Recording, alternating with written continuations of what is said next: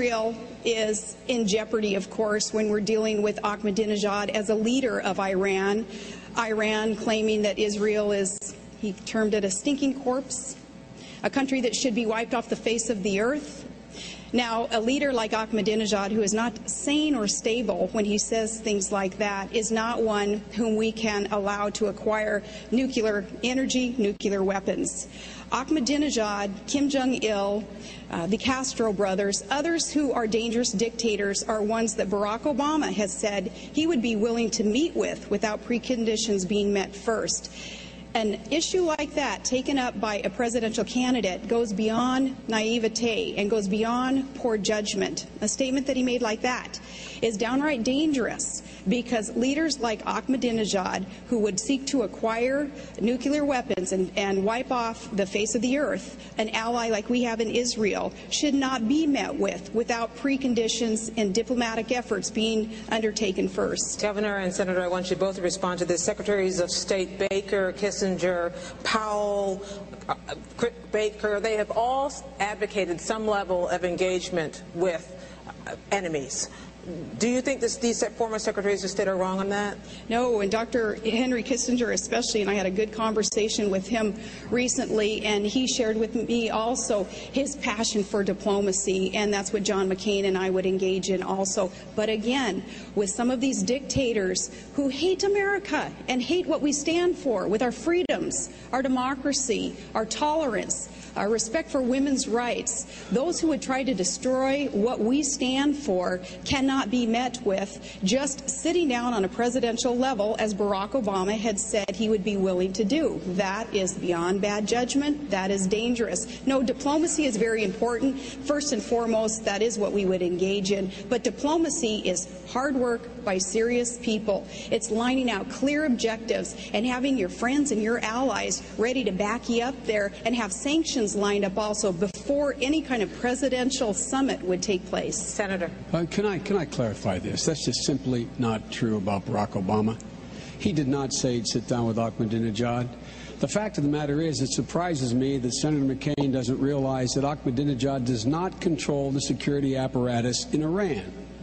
The theocracy controls the security apparatus, number one. Number two, 5 secretaries of state did say we should talk with and sit down. Now, John and Governor Palin now say they have a passion, I think the phrase was, a passion for diplomacy, and that we have to bring our friends and allies along. Our friends and allies have been saying, Gwen, sit down, talk, talk, talk. Our friends and allies have been saying that. 5 secretaries of state, 3 of them Republicans. And John McCain has said he would go along with an agreement, but he wouldn't sit down. Now, how do you do that when you don't have your administration sit down and talk with the adversary? And look what President Bush did. After 5 years, he finally sent a high-ranking diplomat to meet with the highest-ranking diplomats in Iran, in Europe, to try to work out an arrangement.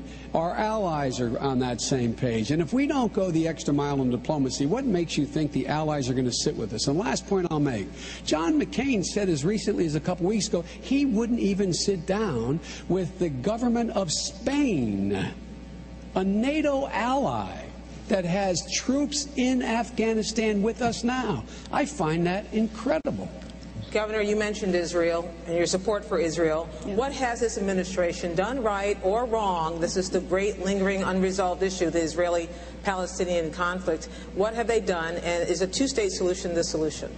A two-state solution is the solution, and Secretary Rice, having recently met with leaders on one side or the other there, also still in these waning days of the Bush administration, trying to forge that peace, and that needs to be done, and that will be top of an agenda item also under a McCain-Palin administration. Israel is our strongest and best ally in the Middle East. We have got to assure them that we will never allow a second Holocaust, despite, again, warnings from Iran and any other country that would seek to destroy Israel, that is what they would like to see. We will support Israel, a two-state solution, building our embassy also in Jerusalem, those things that we look forward to being able to accomplish with this peace-seeking nation. And they have a track record of being able to forge these peace agreements. They succeeded with Jordan. They succeeded with Egypt. I'm sure that we're going to see more success there also. It's got to be a commitment of the United States of America, though, and I can promise you in a McCain-Palin administration that commitment is there to work with our friends in Israel. Senator. Gwen, no one in the United States Senate has been a better friend to Israel than Joe Biden. I would have never, ever joined this ticket were I not absolutely sure Barack Obama shared my passion. But you asked a question about whether or not this administration's policy had made sense or something to that effect.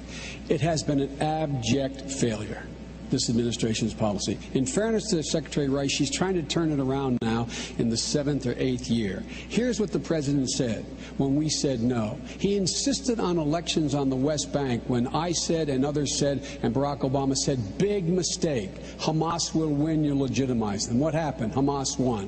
When we kicked, along with France, we kicked Hezbollah out of Lebanon.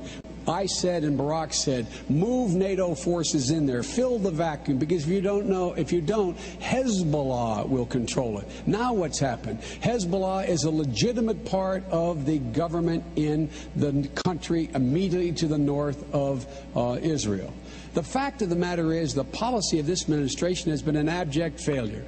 And speaking of freedom being on the march, the only thing on the march is Iran. It's closer to a bomb. Its proxies now have a major stake in Lebanon as well as in the Gaza Strip with Hamas.